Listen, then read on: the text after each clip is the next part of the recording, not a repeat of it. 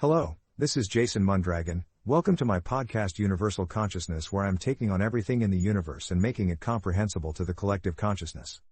In this episode I will be presenting the birth of our universe and then our solar system. And so, let's get to it. It's not a mystery why we exist on the very outskirts of this universe. We have a tendency to overthink the pure simplicity of this. Consciousness grew from what we consider to be a centralized source, then much like the sprouting of all life it continued to reproduce into the varieties we find throughout the universe. Genes continue to evolve, species continue to impart evolved understandings, and consciousness continues to expand in the same way. Consciousness, however, when seeking to advance and is blocked by current situations, will break many obstacles to continue to evolve. Catastrophic events, mass civilizations, and even planetary destructions can occur. For in the aftermath of these events, consciousness will continue onward. We in our misconceptions of the material universe view destruction as detrimental. It is only those of us with realization which seek to find deeper meanings to these events. There is great good within the universe, but know that the core of all that is transitioning is of conscious expansion. We are the future of this expansion. No matter what positioning we possess in life, no matter the dynamics and obstacles, we are giving these experiences to further this expansion. Receive this with kindness and love. The birth of our universe.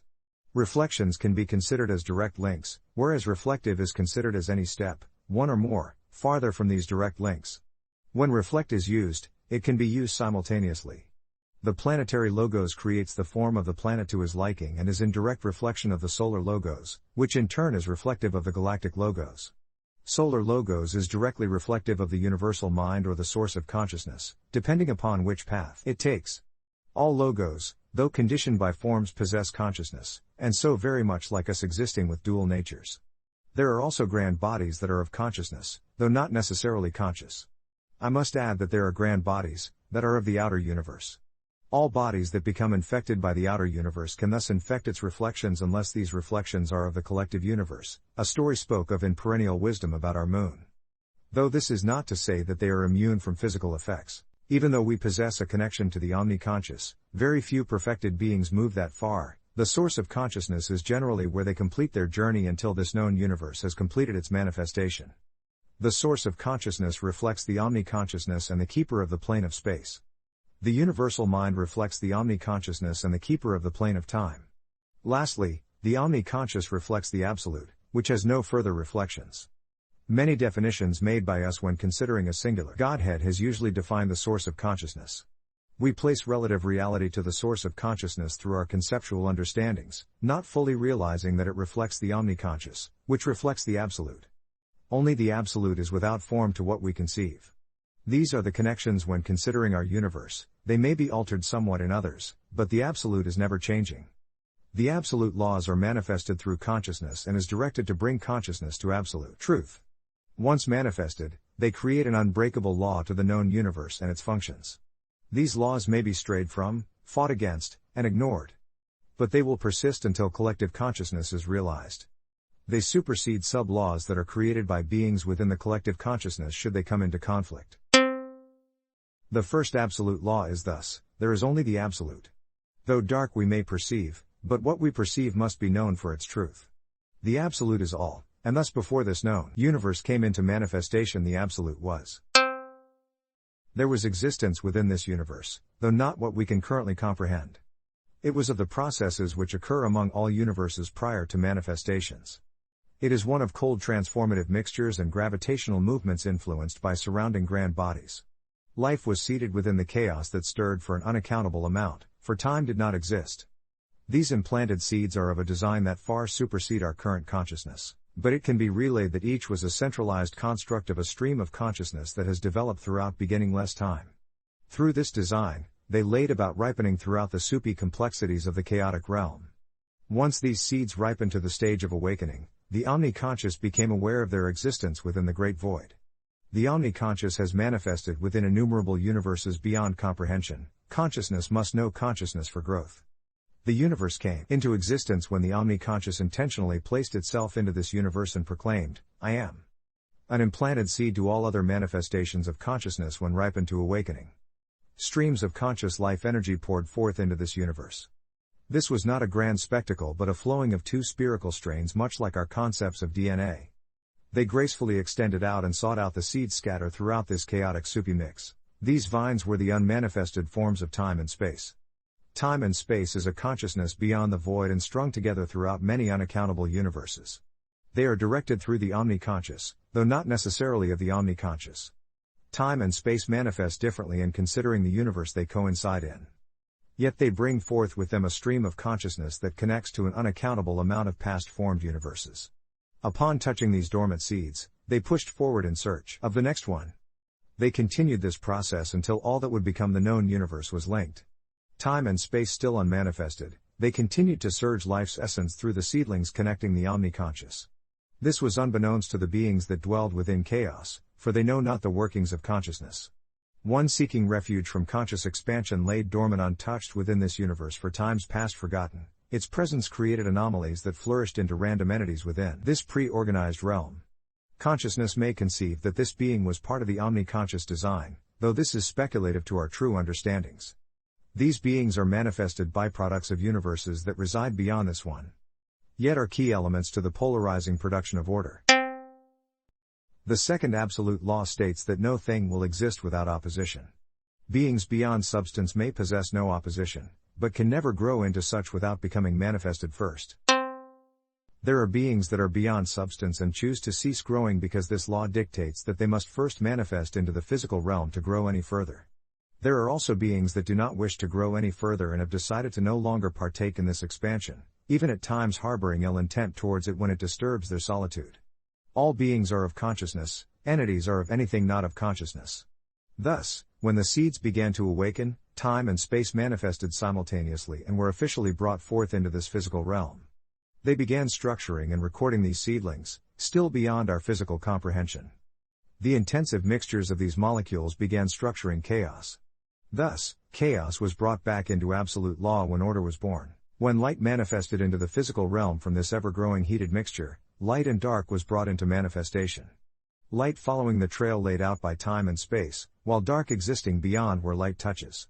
True dark cannot be seen through physical means, it is of consciousness and therefore only consciousness may perceive it. It is a plane that exists as an undercurrent to light. Dark is a plane of worm-like connecting spirals that reach upward to touch the center of the plane of light to hold it in place.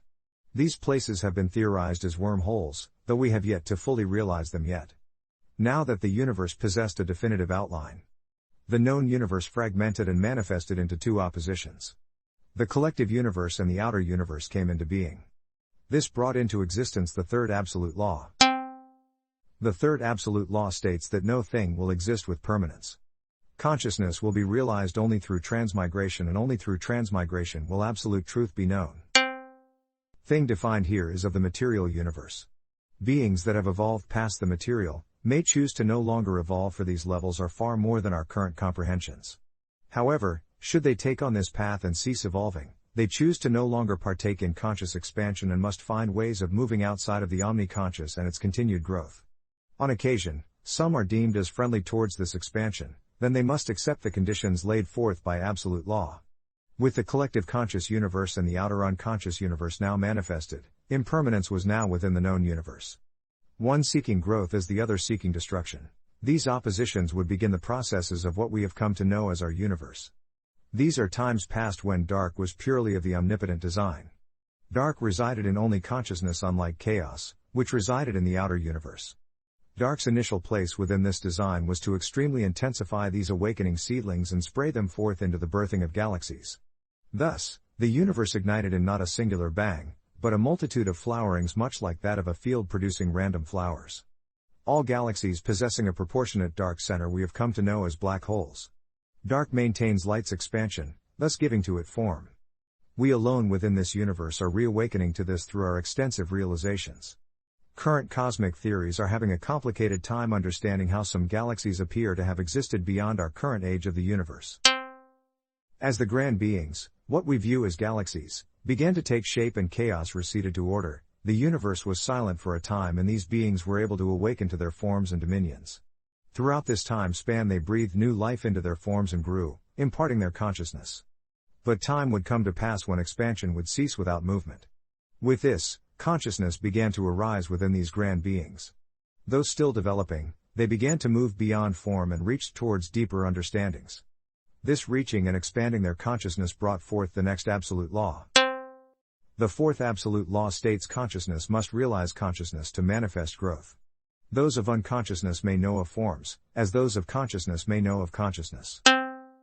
All of what manifests in the physical world is of consciousness, though not necessarily conscious. Only consciousness realizing self will manifest conscious growth. Entities residing outside consciousness were now given the ability to learn of forms, being able to prosper within the known universe. Apportioning these oppositional forms to prosper presented an equalizing platform for what was to come. With the firstborn realizing the presence of the omniconscious was able to manifest within the known universe as the source of consciousness and the universal mind. With this, the omniconscious brought forth the next stage of development through life, of consciousness, and force, of mind. The universe erupted and gravity manifested from its former slumbering state. Gravity moves through consciousness, thus where gravity resides so does consciousness. Gravity resides as an immeasurable dense sea that will never be seen directly through physical means, yet we realize its manifestation through witnessing its effects upon the physical realm. All that holds us to form is of consciousness in origin. Gravity is reflective of this from the omniconscious, maintained through its reflective here within the universe. Thus, reflective to all forms manifesting seeds of consciousness. Where there is gravity, there is consciousness with various degrees controlling its movements. In the event that there is a lack of consciousness residing, then there will inevitably be a lack of gravity. If anyone has viewed true levitation in action, they are viewing a conscious being relinquishing themselves from planetary gravity and placing it on themselves. It is the consciousness of the logos which places gravity to form and is reflective of this original stream. We have thus been seeking a path beyond our solar system without realizing that it is the will of our logo which hold us here for purpose. Every being born to consciousness holds their forms together through this gravitational origination. It is gravitational commandment that all perfected beings utilize in the creation of form. These last two lines are left for later realizations. With this, expansion had thus begun as these original seeds dislodged and moved freely into the known universe. With this expansion also, came the lifespans of galaxies and solar systems, ever transmigrating, reincarnating, forward across the universe at the will of the omniconscious. Over time, the omniconscious receded back into the absolute, as the omnipotent design was in place and the fourth absolute law would not form while present. There it remained, as its reflections the source of consciousness and the universal mind which imparted the absolute laws into the universe and its creations. The universe and its beings left to advance, these absolute laws manifested as consciousness progressed. A variety of manifestations occurred throughout this time period without the guidance of the omniconscious. Many beings of consciousness began to develop separational qualities and attempted to avoid the destructive energies that would end their current way of existence. Galaxies sought out alliances that would give to them a longer prosperous existence and attempted to not expand further. This brought into consciousness that all is for a purpose in the next absolute law. The fifth absolute law is that the absolute is what is, all manifestations within are of consciousness. Whether we conceive them as dark or light, they are of one in nature and thus supportive of a singular goal. These grand beings continued with their self-preservation. If colliding, should new life solidify into larger forms, then it was through the intention of those galaxies. Should destruction occur, it could be from aggression towards one another or manipulation of the outer universe unforeseen. For the first time in our conscious lineage, self-perseverance overshadowed absolute law and what we conceive to be free will was manifested. Some grand beings no longer wished to follow absolute law and sought to build on their alliances to prosper to their choosing. Eventually and inevitably passing, they would impart this altered realization into the current conscious collective, giving henceforth new reincarnations this seed to progress freely for self-preservation, which would set the stage for a revitalization of the outer universe's progression. The breaking and restructuring of the universe brought forth a multitude of planes that would give birth to elements. What we come to know as sentient beings began to manifest. Whenever manifesting, the second absolute law would simultaneously manifest within the known universe, though not necessarily conceivable to a conscious being. The plane of light gave birth to the most ancient of us in the dragons, which concurrently gave birth in the plane of dark. 8 in all they developed the Dragon Council. They prized themselves on the strategizing and implementation of the will of consciousness. Being born closest to the conscious life energies stream, they received insights that was directed by the source of consciousness and the universal mind, though not simultaneously. Each dragon developing individual aspects of these conscious directives, making them strongest when in communion and more fully capable of uncovering truth. They fully realized the third absolute law and found paths to continue to impart consciousness to those in hopes to stimulate conscious growth. Those dragons that were of the plane of light chose to become perfected beings and live in dedicated fulfillment to the collective conscious progress. This also meant that they would not gain conscious growth anymore and now live in continued communion with the collective consciousness to decipher communication from source. While those dragons of the plane of dark built a design of hands-on reincarnating through the time stream in the hopes of granting universal experience back to the omniconscious, believing they could work around the third absolute law, they kept their true forms hidden within the time stream beyond the physical realm. Deciding not to become perfected beings, this disallowed them the powers associated with reincarnation, incarnation, and avatar use. Yet those fragments entering into the physical realm were brought into the third absolute law. Their consciousness was scattered. They would over time within the cycling of their sentient life amass most of their consciousness and be graced with their true forms once again. This altered their reassembled true forms with new insights from their counterparts in the plane of light. Though still at their strongest when unified, they also found conflicts in interpreting the will of the omniconscious through its reflections. Through this experience of unaccountable time, they reassembled the Dragon Council, and the next absolute law was manifested through their experience. The sixth absolute law states, should consciousness move into form, form will fragment consciousness. Each fragment will thus gain new consciousness to reassemble anew. Only beings that have fully realized consciousness will maintain what they have realized. This fully realized consciousness is one that shakes the core of conscious beings. It is the ever-prolonged experience of the conscious continuity when brought forth into existence. One can know of it, one can project an experience of it, even one can theorize it. Yet until it is bathed in absolute truth, full realization will not be grasped. This means we will amass and lose fragments of our past experiences throughout transmigration. And as absolute law states, we will also reassemble. We will meet like-minded spirits and through our shared connections find ourselves made anew with the experience. At most times not realizing that they are in fact a fragment of our true self. Should we realize this, we will transmigrate anew in a single form with these amassed experiences. Those of us who understand this, have amassed much of themselves throughout lifetimes. These fragmented forms of consciousness will also have a deep-seated fear of losing themselves and develop ways to stay unassembled, which would account for much of our counter-progressive thoughts. Once any of these fragments have realized absolute truth, they become highly receptive to reassemble, even seeking one another out. The core self spoke of in Eastern philosophy as the protected I am, but all amassed experience may be lost if not consciously realized by the seed. These seeds are only fragmented through form, each form possessing the true soul's reflection. The realm of order did not give birth to sentience, though conscious, it is an ever-flowing stream that is directed by time and space. Time and space are what we would consider to be interlocked in a single consciousness. They manifest in separation when consciousness comprehends them in the physical realm, yet their communication is of oneness with two voices. In manifesting within the physical realm, they are guided by the reflections of the omniconscious to maintain the directives of their spiritual forms. Likewise, time and space did not directly create sentient beings. They are influential in the growth of all that exist. In this way many conscious beings see themselves as this being their originations. Time and space are directed through the omniconscious, and the conscious life energy is only imparted by the omniconscious. Thus, without the omniconscious, time and space would not produce sentience. The next stage of sentient creation was brought forth in the elemental planes. These were fire, air, water, and earth. Though of consciousness, they were formed closest to the primordial plane and fought an insurmountable evolution. They derived out of the struggle between the plane of chaos and the plane of order. As the plane of order created a barrier that barred chaos from the densest parts of the physical realm, it could not bar it from the subplanes. These were the first to be born into the universe without consciousness. They were of consciousness but were not conscious. They possessed the seeds to become conscious but evolved from the extreme nature of this time period. Eventually moving into the universal mind structuring, they became one of services and caretakers of the omnipotent design. Over time, they would not know any other existence and tending strictly to what the universal mind directed of them. Those that would become conscious, over some break in their directives, would become resentful. They fell into the grasp of the outer universe, amassing growth associated with the plane of chaos. We have come to know these entities as the titans of our literatures. Others would seek understanding to what caused this and even at times be graced into the source of consciousness as greater elementals. It was a precursor to the emerging seventh absolute law and a balancing of the second absolute law when the titans were formed. Being greater elementals and conscious beings allowed them growth in their consciousness. Thus, the higher elementals came into existence. The higher elemental planes of holy manifested from fire and earth, and its opposite the plane of psyche manifested from air and water. These planes manifested without oppositional qualities within the physical realm but did possess oppositional viewpoints on the nature of universal law.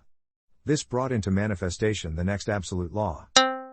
The seventh absolute law states consciousness may transverse innumerable paths, they may search throughout existence and freely come to any conclusion. Yet all paths will inevitably come to the singular truth of the absolute.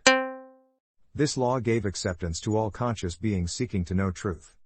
Though different paths possess different results which detailed longer or shorter transmigration. They would all eventually end in the same conclusions inevitably if they were in fact still on a conscious path. The Dragon Council tended to these higher elemental civilizations and greatly advanced them to heights. The dark dragons tended to the plane of psyche as the light dragons tended to those of holy. In the plane of holy, they were called by the titles of the seraphim. They lived among them and gave to them knowledge of the plane of light and dark. Among the holy beings, leaders would arise and be given different names from the caste of the others. Their names determine their positioning within their civilizations. Names ending in IEL were of a more revered caste that governed the civilization in a balanced theology of spiritual protectors. Names ending in AEL were born from a lineage of royalty and were those that held communion with the seraphim. They could be the highest priest or the ruler of nations. Then there were holy beings given special names. They were seen as wanderers and guides by the civilizations. This special caste of holy beings ventured forth within the universe on missions designated by the seraphim and relayed to them through those who had their communion. These three castes presented what was termed nobility among the holy beings. This civilization would develop a deep understanding of the source of consciousness and hold deep love and protection towards Earth's evolution once it manifested. The seraphim spoke of a time when greater beings would awaken that would be graced directly from the source of consciousness from manifestation. Many praised and prepared for the coming event. The laborers among these holy beings generally possessed a Z anywhere within their names. Any combinations of other letters would determine any social mixtures. This would make up the mass of their civilizations and the farthest from knowing beyond their existence. Many were of consciousness like that of the elementals of lower planes and were not thus conscious. Since their lifespans are considerably longer than we can fathom, this manifested another absolute law. The eighth absolute law states that with the attentive acceptance of experience, beings of consciousness may be graced into comprehending absolute truth, though must be conscious to be graced with knowing the absolute. This law enhanced that of the seventh, for the seventh prioritized beings that were conscious. While this embraced beings that were of consciousness but not conscious, this was not an easy path but gave to all long-lived beings of consciousness a way that over time, as they perfected their position in life, they would inevitably unlock new pathways that placed them on the path of truth. The civilizations that were now well established, would now have to accept that awakened consciousness was forming among their once considered lower caste. This will be continued further on. I will not give much detail to the plane of psyche, for it is a story that must be reserved for later. But their evolution was one of solitude and quiet observation. They recorded all that was within the known universe and its happenings. They came to realize the universal mind as their Godhead and rarely sought any outside counsel from other beings within the known universe. Inventing a civilization that amassed much knowledge and keeping it, they became the guardians of the well-known Akashic records. They would associate themselves with water's evolution for they are attracted to deep-forming minds and intellectual contemplation. This now laid the groundwork for the evolving known universe. All stories that we tell are generally associated with these past experiences as mystics tap into fragments of the collective consciousness. All galactic beings residing in the residue of our manifested forms expressing their individual experiences of what was, but all with new consciousness and reassembling towards absolute truth. The greater beings will manifest through a variety of planes and become known as gods to the early evolutions on Earth. Primordial elementals, titans, will come forth from the plane of chaos and wage wars as early evolutions lay witness. We would inevitably submit to these greater powers and many times worship their grandeur, not realizing our place within this design, which far exceeds all beings born prior to us. We will individually create understandings through our separate experiences. This will become accepted truth for the current civilizations. Names of all beings and entities will process through many lifetimes and constantly be given new names and titles. Two among the dark dragons will even incarnate on Earth through a later realization to give wisdom to those who walk the conscious paths. All creationism stories that have primordial waters or birthing from chaos beliefs gives to us an insight into this. These are of a time when the titans warred with greater elementals looked at by us as deities. These beings in human-like qualities were because they were of the elemental planes, and in many events possessed control over specific elements. The dark beings would later seek to control our societies as many types of warlike deities that demanded our service, while good deities led by a host of natural greater elementals that influenced earth consciousness as a counterbalance. Then this time will pass. The grand beings will lead us for a brief period which will be spoken of in later chapters. We would later have the higher elementals attempt to lead us towards greater understandings. Holy beings walked among us as psyche beings structured our societies.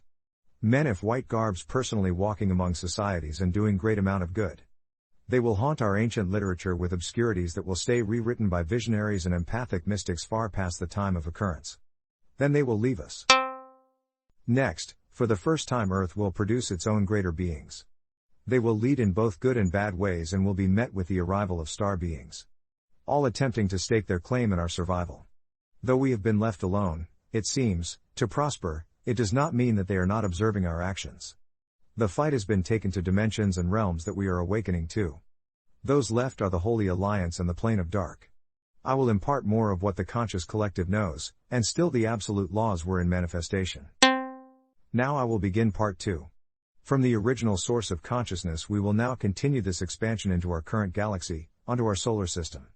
Consciousness would face many obstacles, yet just the pure realizations that we are still here is a clear indication that growth continues. These understandings could not have been done without the realization of emanationism, which is derived from Eastern concepts of karma, occult, esoteric wisdom, Kabbalah, and Gnosticism. The coalescing of thousands of years, each greater being reflecting a fragment of absolute truth into the conscious collective to be solidified and brought forth. This did not come without its hindrances, however. Each portion of realizations brought a following group that would manifest a concrete definition of its concepts. Thus, falling away from the 7th and 8th absolute law and lacking further conscious growth. During in-between times when conscious mystics became non-progressive, the mind mystics took on the act of connecting the understandings as philosophers, scientists, and occult experts. We have Plotinus from what they called now Roman Egypt, Michael Servetus who was burned for non-Trinitarianism by the Church, and Madame Blavatsky, a Russian philosopher. There are many others. If you note the time spans, then you can realize how long this has been attempting to manifest. Then there is Georg Wilhelm Friedrich Hegel, a German philosopher that brought forth into the Western world what we call absolute idealism. Absolute idealism was Hegel's account of how being is ultimately comprehensible as an all-inclusive whole. Hegel asserted that in order for the thinking subject, human mind or consciousness, to be able to know its object, the world, the universe, at all, there must be in some sense an identity of thought and being. Otherwise, the subject would never have access to the object, and we would have no certainty about any of our knowledge of the world, the universe. To account for the differences between thought and being, however, as well as the richness and diversity of each, the unity of thought and being cannot be expressed as the abstract identity, relative reality and fragmented souls. Absolute idealism is the attempt to demonstrate this unity using a new speculative philosophical method, which requires new concepts and rules of logic. According to Hegel, the absolute ground of being is essentially a dynamic, historical process of necessity that unfolds by itself in the form of increasingly complex forms of being and of consciousness, ultimately giving rise to all the diversity in the world and in the concepts with which we think and make sense of the world. Piecing it together. If we take into our collective consciousness the purity of realizations from all these branches, we can begin to combine what we know as the absolute truth of the planes and how the densest physical matter produces various degrees of sentience. We can also conceive how consciousness is first manifested from another source of consciousness, strung by a continuity of consciousness. Since consciousness is primarily responsible for the activity of time, space, and gravitational movement, we can now conceive that the physical universe is first reflective, then manifested by consciousness. Through this manifestation we automatically manifest the 2nd, 3rd, and 6th absolute laws and become part of the physical time stream. This brings with us a dependency of prior reincarnations and fragments of the original forms. We dislodge from this and become a self-manifested seed, though still part of a whole, when we come to realization. Much like the seed of a tree dislodging to manifest its own growth. Thus, our true forms are manifested from our very first manifestation when we enter and bring forth the reflected concepts of I am. Thus, bringing forth into manifestation the 4th absolute law as consciousness knows of consciousness. Beings can exist for ages and not once produce this I am realization. As we have seen when learning of our deeply past historical ancestors. They just continued to reprocess until those began to awaken. The very moment to which they did, they manifested a true form seed. Any further reincarnations would thus become a fragmented seed until they realize this, fully amalgamating when they fully amass these seeds. We tend to view the explosion of populations here on Earth as a sign of our physical productive qualities. However, this population increase is due to the many true formed seeds that have developed, thus amassing more fragmented souls that now must be reassembled. The only way to truly diminish overpopulation is easily a conscious path of unification.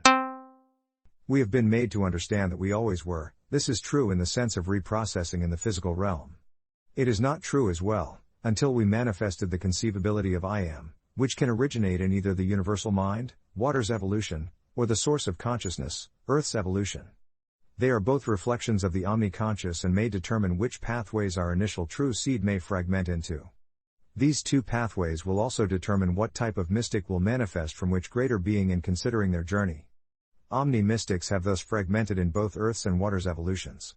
Depending on the lengthiness these lifetimes and the paths that we primarily have associated ourselves with, we can thus realize how hard it is for those of water's evolution to have any relatability to those of Earth's evolution. For either evolution would have been relentlessly the prime evolutionary path of these forms. As consciousness continued to fragment and be reformed, we have thus continued these evolutions, bringing forth variations of our understandings of it. Those of mind brought forth systems of numbers and structure which would be mind-boggling to those of consciousness. Though even these complex understandings had absolute truth hidden within their concepts. As those of consciousness would bring forth simplicity of unity and truth seen just through retrospection of the universe. Which would be viewed as too naive to those of mind, again not understanding that this too possessed absolute truth. But this was not the originations of these streams of understandings, they came from before we awakened on this planet. We have just continued to debate, dismiss, and disprove realizations that aren't consistent with our own. For we have developed a tendency to close ourselves from those things that exist beyond our own conceptualized realities. And so, now I give to you a collective understanding. The birth of our solar system. The underlining hinting to our continued concepts of the tree of life are remnants of absolute truth. It speaks to our universal connection to one another and our notions of finding the roots of this origination. It is hence, one of our understandings that will persist until fully realized within our collective consciousness.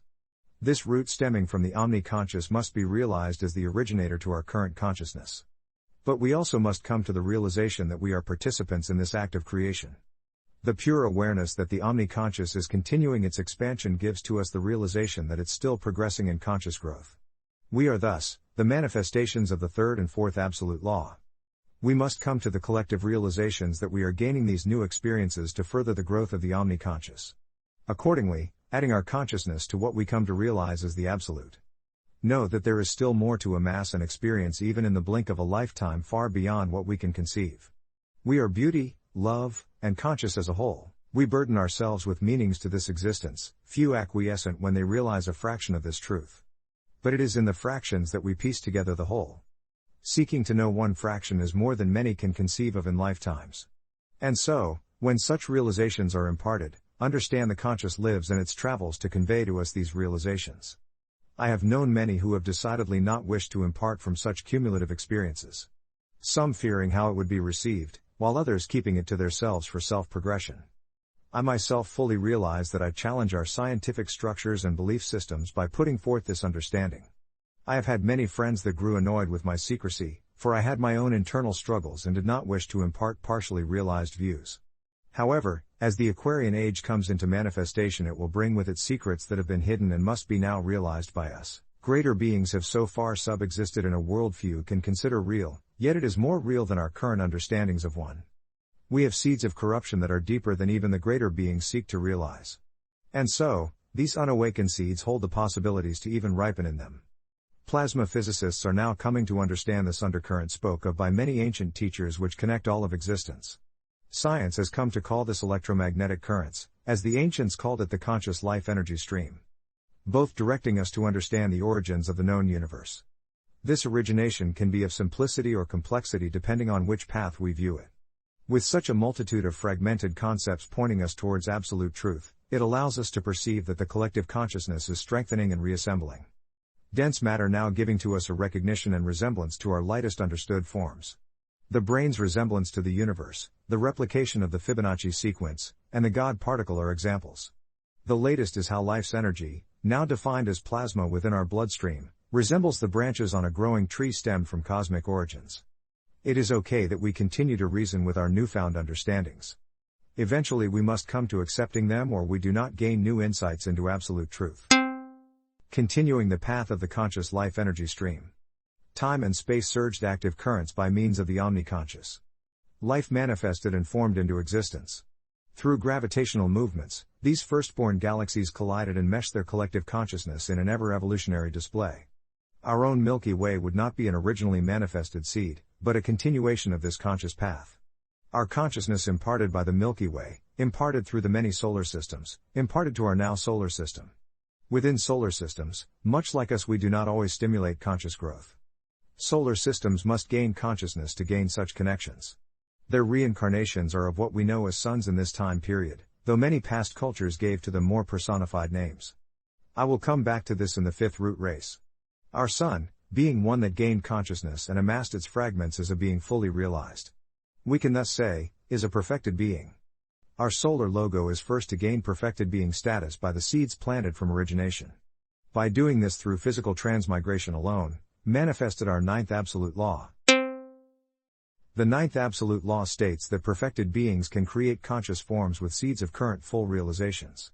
Those below that of perfection in consciousness are thus allowed to create conscious forms with seeds of manifestation. Those that are neither conscious nor of consciousness cannot create. It is to be known that our Father within this solar system wishes this recognition. All planetary logos are of His creation and through Him. They were the firstborn conscious, not of consciousness, aside from Earth, which was left asleep for future development. All other beings of consciousness beforehand needed to awaken consciously. It is through His journey to perfection that we bear the seeds of furthering absolute realizations beyond what is known to current beings. We were also given the powers of manifestation, a prize that many other beings and entities do not possess. They are forced to manipulate us or find ways to infect these powers to give them what they desire. When creating conscious forms, we possessed gifts beyond that of prior beings. When conceptualizing birth, we can either flourish a new conscious form or be graced with a fragmented soul seeking to reassemble. This is dependent upon the consciousness of all parties involved with the conceptualizations. We avertedly make statements such as old souls to our children that are born awakened, but never have the means to assist them in their progression towards their own personal growth. They fall through the seams and end up living lives that places them further on their paths if they are not strong enough to persist their own progress. We also can give birth to new conscious forms that have a fresh perspective and admirable fascination to the beauty of life. This purity creates an incredible and indescribable protective quality that overrules our ability to allow the new being to experience life, so then we can unfortunately hinder their growth as well. This is a very tricky responsibility for parents, but if we can just realize that all experience is meant to guide a conscious being, we can pull back and consider allowances for these experiences. I also in no way will ever propose a segregated development of these two types. Within the omnipotent design we were all meant to be connected with one another for reasons only we can realize. We must look beyond what we have decided was the formation of our solar system. For if we are to look at it through consciousness, we will see the building and restructuring of particles urged by the reincarnation of our sun as it came into being. This was done by manifesting harmoniously into a design befitting the sun's reflection for conscious growth. Conscious expansion is the intention of our solar logo and has been before conception. All planetary bodies that reside within our solar system is a fragmented seed from our logo. They are thus considered extensions of our solar logo, much like that of our arms or hands. Sentience within our portion of the universe, if within our solar system, is of our solar logo. If star beings outside of our solar system, though originating from our solar logo, they are from events that sought to disrupt our solar logo during its formation, though some unintentionally. Though originally of His creation. I will explain this in the segment on star beings at a later date. We travel throughout our solar system seeking to find remnants of past life and civilizations. Ancient wisdom has already given to us the direction far before our rover and satellite missions. Our hypothesizing and theorizing are due to our deep-seated knowledge seeking to manifest absolute truth.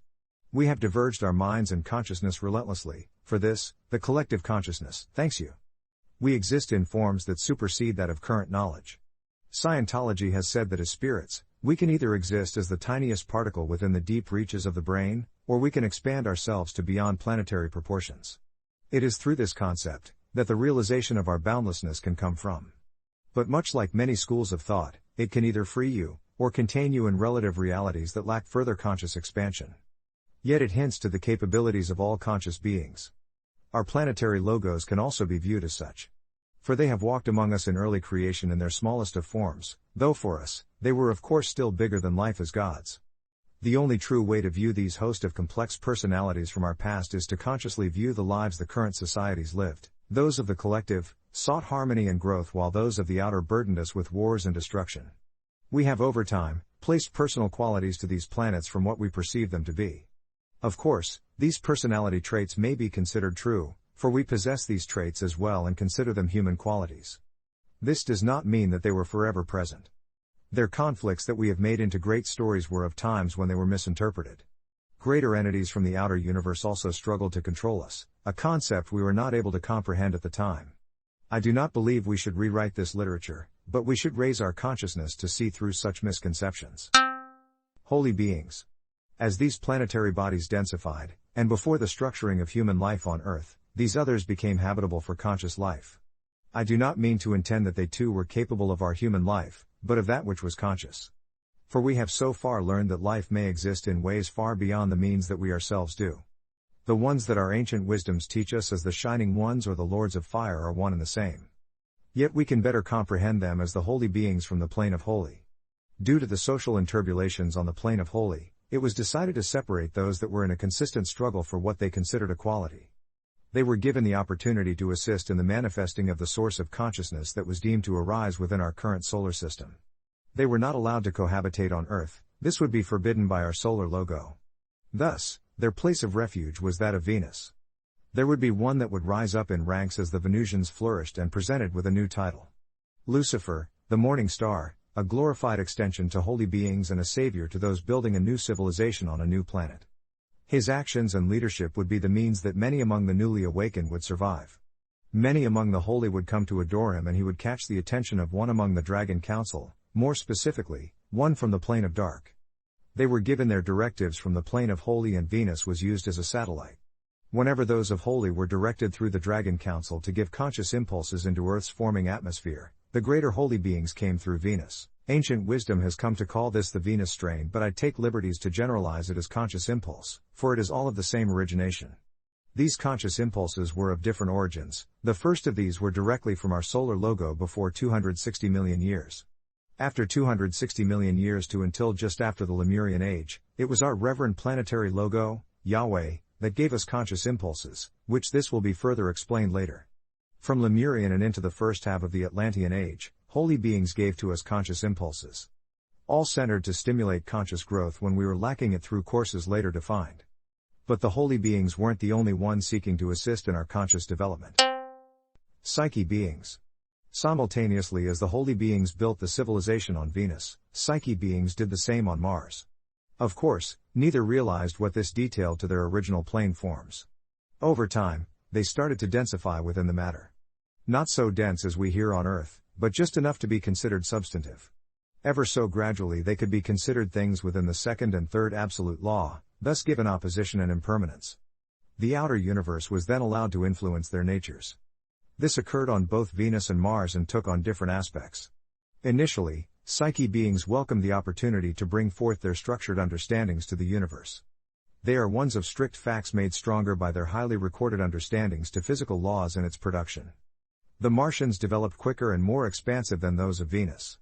And, inevitably became denser as they built up their planet. They would even expand to a host of other planets and moons. When we speak of the ancient builders in our ancient texts, it is to them to which we speak.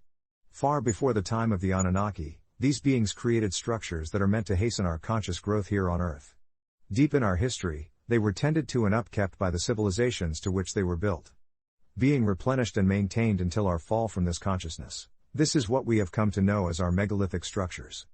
It would be easy to see how beings that were directly under these structures progressed into civilizations with deep insights and godlike status. This destabilized once the materials used to enhance our conscious growth was destroyed by us and used for other building materials. Their secrets only maintained by those of power never really known to the masses. It would be better to consider reassembling these structures as opposed to just enjoying them. Psyche beings began to lack being able to visit us due to their evolving physical dense forms. In those times, they had to gain acceptance from our solar logo to physically travel to us. They were in fact of consciousness, but over time due to their evolving nature's travel would be rescinded by our solar logo. Their physical presence would upset the progression of our conscious paths. They developed into civilizations hostile towards one another and began many campaigns to dominate the Martian territories. Even at times their hostility would happen here on Earth. We fight to believe that it is through our resilience alone that we are able to now gain access to Mars for discovery. But it is in reality the solar logo now deeming that we are ready to accept what we find. We must come to understand that both Venus and Mars began with conscious intentions. Even things that are obscure to us will need to be fully realized within the first absolute law set forth by our Creator. The omni-conscious knew that we would go through distinguishing what would be determined as dark, thus giving to us a safe haven to fully grasp and accept it as the absolute. With the many beings and entities in play for what was manifesting here on Earth, it made for even more conflicting stories to the early forming consciousness. We conceive of forms found in the millions of years, though consciousness evolved much earlier. It is not an easy thing to contemplate us evolving with forms incapable of communication, yet communication we did possess, just incapable of vocalization. Our stories will vary from the most simplistic to the most extensive. Single goals at first. Simultaneously as the Venusians and Martians progressed, the earliest of humankind began its evolutions on Earth. Humankind was allowed to be guided by them with our solar logo's observance. The aggressive societies of the Martians were a gaining concern. But also, now the rebellion of the Venusians wishing to disconnect themselves from the Holy Alliance was becoming more tumultuous. There were new threats of the holy beings led by Lucifer on Venus to break away and become their own nation. Lucifer would spend most of his time in a delicate political back and forth. On the one hand desperately wanting to dislodge from the Holy Alliance, and on the other hand worried about the might of taking them on. One among the dark dragons that always resided in the plane of dark beseeched upon him, yet he stayed unmoved, for he had little faith in greater beings. He was gaining recognition far more than he ever had back in the plane of holy. It was well known how this was affecting his personality. Yet during this strife these higher beings kept themselves as focused as they could, for they still believed we on Earth were for a greater good. There was a brief moment in our history, where Psyche and holy beings assisted one another in Earth's conscious growth. A time when few deciphered what was angelic or mechanized, for they all possessed common interest. It would be easy to see them together when assisting our early growth. But their individual eternal struggles would cease this cooperative way of thinking.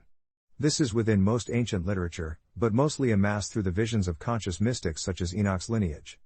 But there are many past mystics who envisioned a time when technology blended with angelic hosts. It is only now that we have become confused as to why these beings possess technology. For we have thus defined clearly what angels and aliens are. They are now conceived as either one, or the other. We search for reasons as to why we no longer are able to view what we consider to be unknown in this existence. As to why the veil is unknowable to those of form but seen with various degrees to those that are conscious. It occurred when our reverend planetary logo manifested on this planet and brought forth the last absolute law, its effects coming into fruition in the middle of the Lemurian age and has lasted since then. The 10th absolute law states that henceforth, consciousness may know of consciousness, now consciousness may know of all other forms as those forms are capable of conscious receptivity. Forms will only know of forms, but may know of absolute truth when progressed to that of consciousness. We consistently bring forward stories of the Tower of Babel and manufactured stories that speak of the breaking up of our communicational abilities. There was at the time so many greater beings and entities seeking to control our conscious paths. This placed us into a slumber to hinder them from taking hold onto our creative powers and manipulating it for their own infectious deeds. As now guardian of our conscious path, this now locked out all other influence. All consciousness will now know of us when we are capable of receiving them. Many of us are now capable, but at the time, we were not. We were born bombarded with corruptive tendencies towards aggression and domination as instinctual survival. This enhanced the fourth absolute law and brought forth protections until we were able to receive them. There are those that are born with a knowledge of the multiple layers of existence. We are born into a society that may not be able to know as we do. Many of us are then silenced and learn to keep this hidden from those who cannot see past this veil. This would have been much worse if the outer universe was able to corrupt us earlier in Earth's cycles. This also stopped the outer universe from infecting us directly. It would have to find new means to expand while we were allowed to strengthen. This led to the expansion of water's evolution in the Atlantean ages, which was acceptable for they still were of the universal mind. As we now know, they evolved into a great civilization with deep insights into the ways of matter manipulation. It was when they were capable of receptivity, that they opened the gateways to other beings and entities. The white magi became pitted against the black magi. The Anunnaki became aware of us on this planet as well as the hosts of other star beings again, spoken of later. I cannot say that in the future as we progress, that there are not more absolute laws waiting to manifest. But it is time that we realize those that have and what conditions made them manifest. There is perhaps much more awaiting us as we grow as a collective consciousness. I pray all is received properly. This concludes the podcast. I will give some bonus content for any wishing further realizations. Thank you for joining me in Peaceful Journeys. If you enjoyed my podcast, please consider helping my progress in any way. Please feel free to contact me, or subscribe, find me on my social networks, share, like, and of course any monetary assistance will be placed back into my work. I am a new author of just under a year and have really made my work completely within reach at just 99 cents on Amazon Kindle. The information is more important than anything, but everything helps in a collective way. Thank you.